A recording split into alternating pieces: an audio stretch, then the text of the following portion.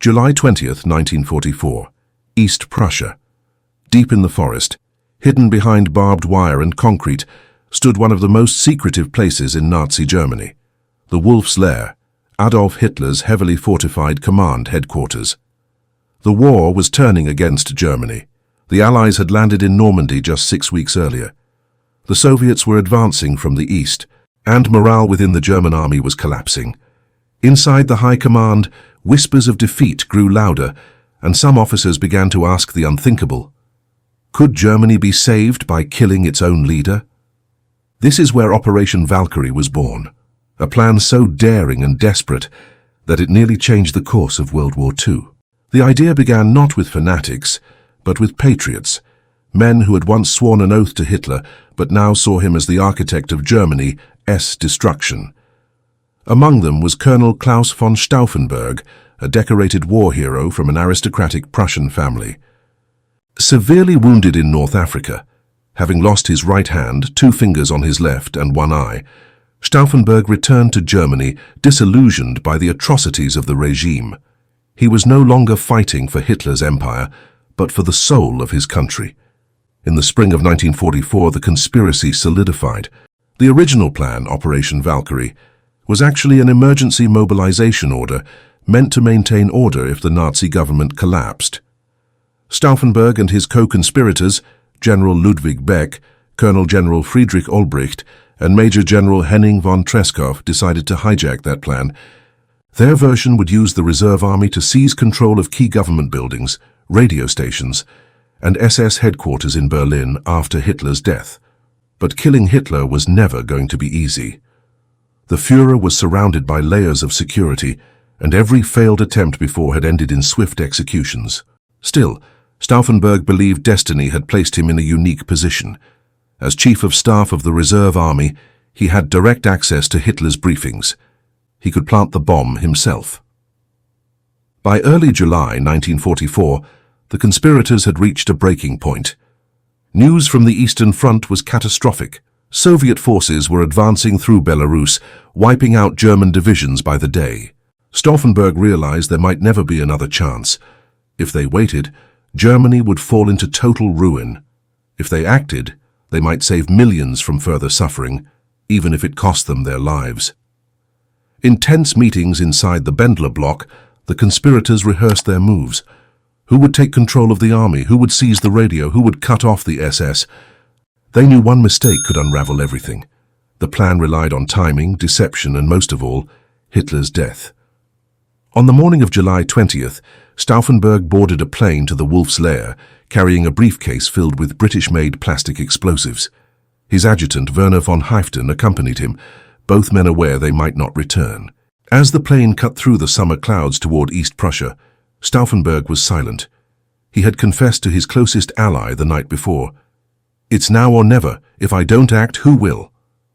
When he landed, he was escorted to the Daily Situation Conference, a small wooden hut packed with top Nazi officials, including Field Marshal Wilhelm Keitel and General Alfred Jodl. Hitler was already there, studying the latest reports from the Eastern Front. Stauffenberg's pulse raced.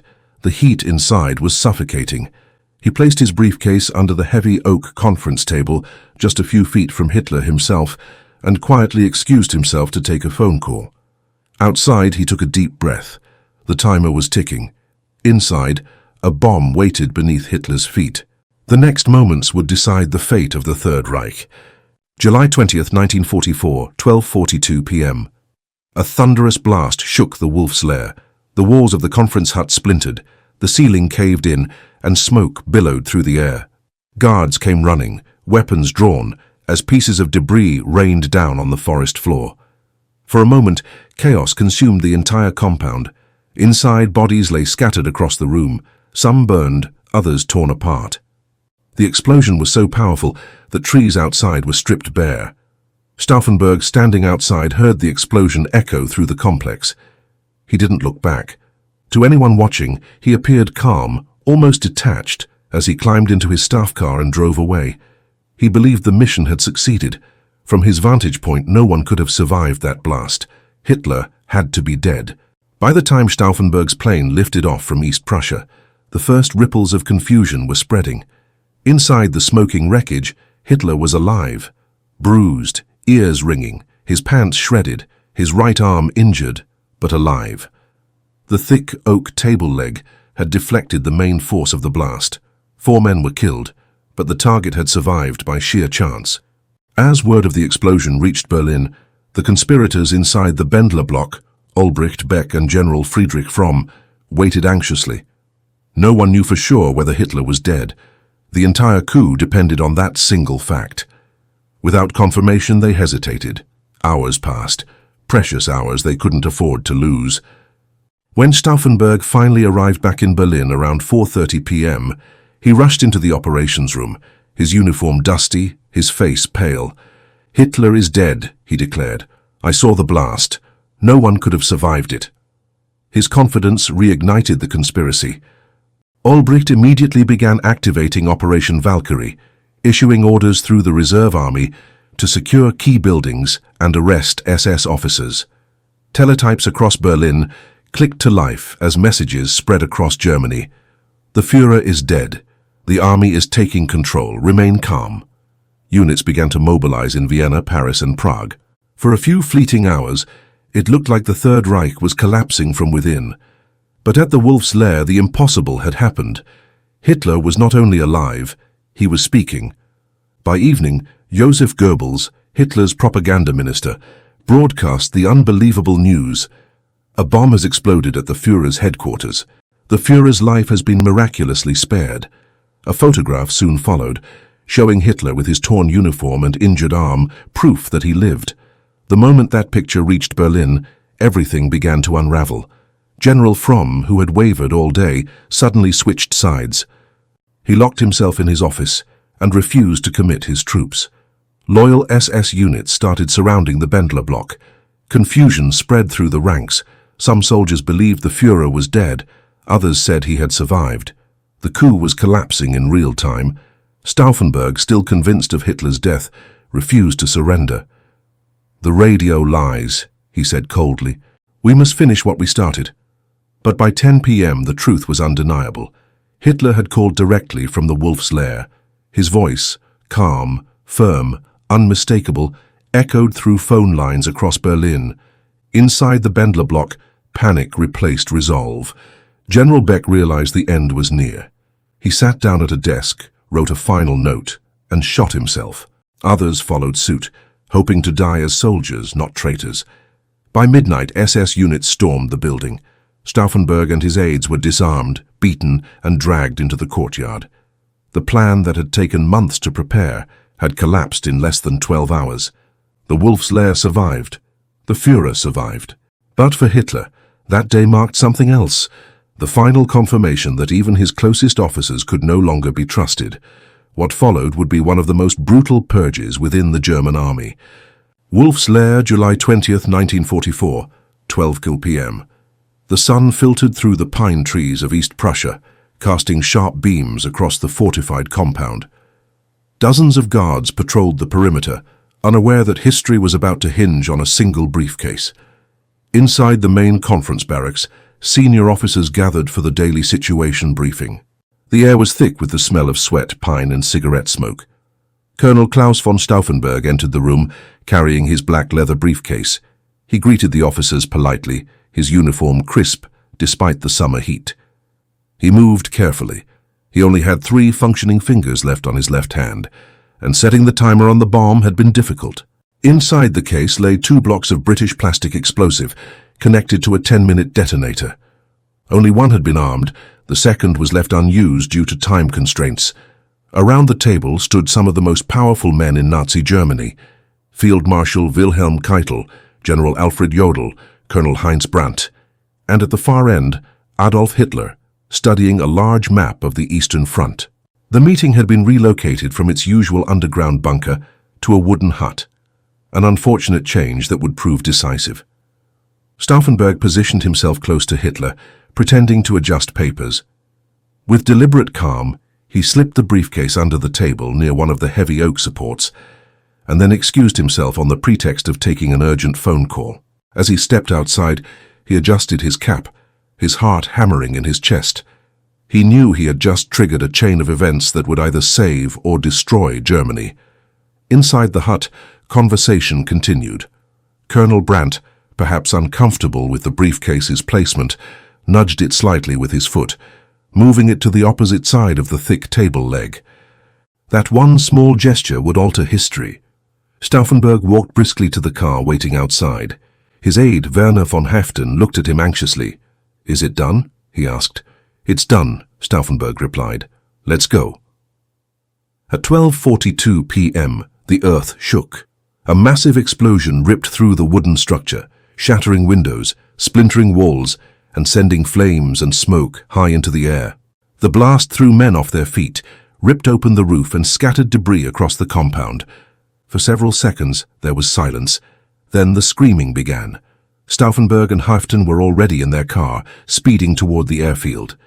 Smoke rose behind them, and guards ran in panic. They passed security checkpoints without suspicion. The officer at the gate even saluted them as they left. To everyone at the Wolf's Lair, it appeared the two men were merely departing after the meeting. Back inside the conference hut, devastation reigned. 4 men lay dead or dying, their bodies mangled by the blast. Others crawled through debris, bleeding and disoriented. Amid the smoke and chaos, one figure emerged from the wreckage. Adolf Hitler, his hair singed, eardrums ruptured, his right arm badly burned. The table leg had shielded him from the full force of the explosion. Dazed but alive, he stumbled out into the open, where aides rushed to help him. "It's nothing," he muttered, brushing off dust. "The war will go on." Within minutes, SS guards sealed off the compound. Telegrams were sent to Berlin announcing an explosion, but not Hitler's death. Still, in the confusion, some reports said otherwise. One officer telephoned the Reserve Army headquarters. "The Führer is dead." That message would ignite Operation Valkyrie. Meanwhile, Stauffenberg's plane lifted off from East Prussia, heading for Berlin. He and Haften watched the forests recede below, unaware that their mission had failed. "We've done it," Stauffenberg whispered, relief in his voice. "The monster is dead." By the time he landed in Berlin that afternoon, the rumor had spread like wildfire. Hitler was dead, the government was in chaos, and the army was taking control. The coup was already in motion. Officers loyal to the conspiracy began seizing command centers and arresting SS officers. Across Germany, teletypes clattered with urgent orders. But at the Wolf's Lair, Hitler had already regained control. He demanded that the plotters be found and executed. "This is the work of traitors within my own ranks," he shouted. "They will be crushed without mercy." His doctors later said he survived only because the meeting had been moved to the wooden barracks. An enclosed concrete room would have amplified the blast and killed everyone inside. Fate, or coincidence, had spared him. That night, as his arm was bandaged, Hitler met with his inner circle, Goebbels, Himmler, and Bormann. They were shaken but defiant. Goebbels suggested using the failed assassination as propaganda, proof that divine providence protected their leader. Hitler agreed. "Now the world will see that I am chosen to lead Germany to victory," he declared. The same night in Berlin, the conspirators were preparing to broadcast a new Germany to the world. They believed they had succeeded. They believed history would remember them as heroes. But the clock was ticking, and in just a few hours, the truth would catch up to them. Berlin, July 20th, 1944, late afternoon. The corridors of the Bendler block were alive with tension. Telephones rang, officers shouted orders, and typewriters clacked furiously as the conspirators set their plan in motion. To those inside, the coup was underway. Hitler was dead, or so they believed. General Friedrich Olbricht activated the Valkyrie emergency protocol. Messages were sent to Wehrmacht commanders across Germany and occupied Europe. The Führer has been assassinated. The SS is attempting a coup. The Reserve Army is taking control of the Reich. Within minutes, teletype machines in Paris, Vienna, and Prague buzzed with orders to arrest key SS and Nazi Party officials. Colonel Claus von Stauffenberg, exhausted and covered in dust, arrived from the Wolf's Lair around 4:30 p.m. He was confident, almost certain, that Hitler had been killed. "I saw the explosion with my own eyes," he told the officers gathered around him. "No one could have survived it." For a few fleeting hours, it seemed Germany might actually be changing hands. Army units in several cities began following the Valkyrie orders. SS officers were arrested in Paris and Prague. In Berlin, troops took positions near the Ministry of Propaganda and the Reich Chancellery. The conspirators believed they had succeeded. But then, the cracks began to show. Around 6 p.m., reports started filtering in from East Prussia. Confused, conflicting, and impossible to confirm. Some claimed Hitler was alive. Others insisted he was dead. Inside the Bendler block, uncertainty spread like poison. General Fromm, who had been playing both sides from the start, demanded proof. "Show me a body," he said coldly. "Until then, I serve the Führer." By 7 p.m., the truth was beginning to surface. In the Wolf's Lair, Hitler had emerged before his staff, bruised but smiling. His survival was captured in photographs that were quickly distributed to Berlin. Goebbels' office received direct orders from Hitler himself, announced to the nation that the Führer lives. Minutes later, the propaganda minister went live on radio. This afternoon, a bomb exploded at the Führer's headquarters. Several officers were killed. But by a miracle, our Führer, Adolf Hitler, has survived without serious injury. The perpetrators will be punished without mercy. The effect was immediate and devastating. Commanders who had pledged support to the Valkyrie operation began rescinding their orders. Units that had moved against the SS now hesitated. In Berlin, loyal forces began closing in on the conspirators. Inside the Bendler block, Stauffenberg refused to believe it. "The radio lies," he snapped. "They're trying to confuse us. We finish what we started." He clung to the plan, issuing desperate instructions to continue the operation. But outside, the tide had turned. By 9 p.m., troops loyal to Hitler were surrounding the building. Inside, tempers flared. General Olbricht tried to hold things together, while Beck paced silently, realizing it was over. Fromm, sensing which way the wind was blowing, locked himself in his office and called the Wolf's Lair to swear his loyalty to Hitler. Shortly before 10 p.m., Stauffenberg and his aide Werner von Haeften were arrested. The conspirators were beaten and interrogated on the spot. General Beck, unwilling to be taken alive, wrote a brief note and shot himself at his desk. Fromm, desperate to save himself, ordered an immediate court-martial on the same night inside the same building. He declared, "Colonel Stauffenberg, Colonel Olbricht, Major von Haeften and Lieutenant Werner von Haeften, you are sentenced to death."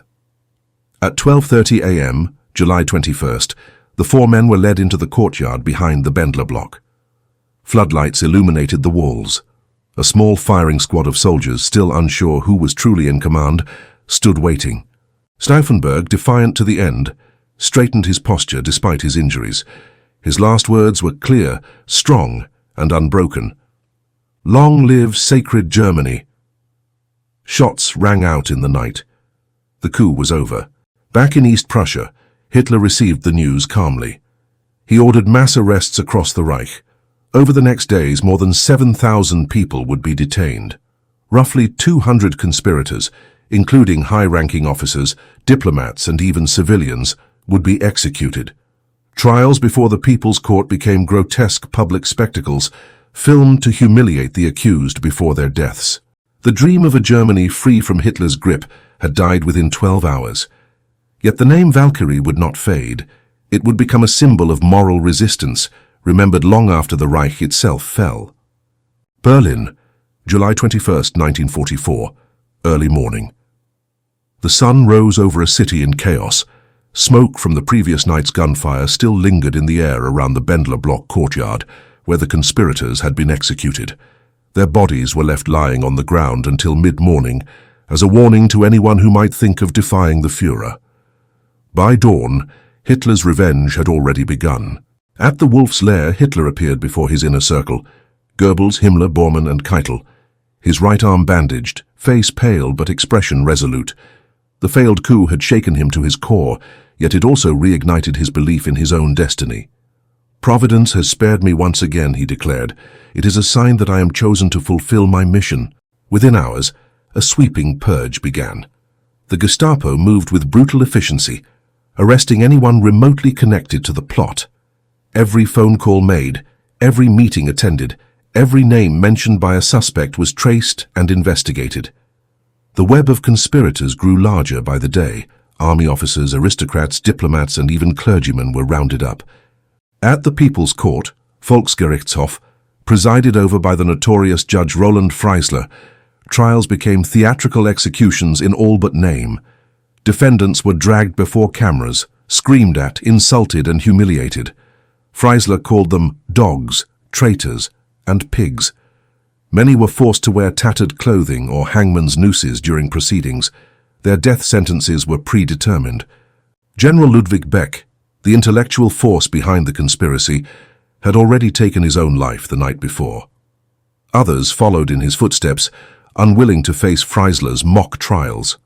Those who didn't, such as General Erwin von Witzleben and Colonel Albrecht Merz von Quernheim, were hanged at Plötzensee prison in Berlin. Hitler personally ordered that they be executed with piano wire, hung from meat hooks, and filmed for his private viewing. Over the next months, more than 200 men and women were executed. Some were shot, others strangled, some simply vanished. Thousands more were sent to concentration camps. The regime's vengeance was total. Even family members of the accused were punished under Sippenhaft, the Nazi policy of collective family guilt. Wives, sons, and daughters were arrested and interrogated, some imprisoned for years after the war. For the conspirators, history's judgment would come later. In the eyes of Hitler's regime, they were traitors, but in the eyes of history, they became symbols of conscience, proof that not all Germans had bowed to tyranny. Claus von Stauffenberg, once a loyal officer, had become the face of resistance. His final words, "Long live sacred Germany," echoed far beyond the courtyard where he died. Today he is honored as a national hero. Streets, schools, and military bases across Germany bear his name. Each year on July 20th, German officers lay wreaths at the Bendler Block Memorial, where a bronze statue of Stauffenberg now stands. In the war's final months, as Berlin burned and the Reich collapsed, Hitler's paranoia deepened. He trusted no one, not even his closest advisors. The failed Valkyrie plot had proven that betrayal could come from within. When the end finally came in his bunker on April 30th, 1945, Hitler's last words to his staff reflected the same delusion that had fueled his survival after the bomb. "I will never fall into the hands of my enemies." Operation Valkyrie failed in execution, but not in spirit. It remains one of the most daring and morally complex acts of resistance in modern history. It showed that even in a dictatorship built on fear and control, there were still those willing to stand up, to risk everything, and to say no. Nearly 8 decades later, the story endures. Not as a tale of success, but as a testament to courage born in the darkest of times.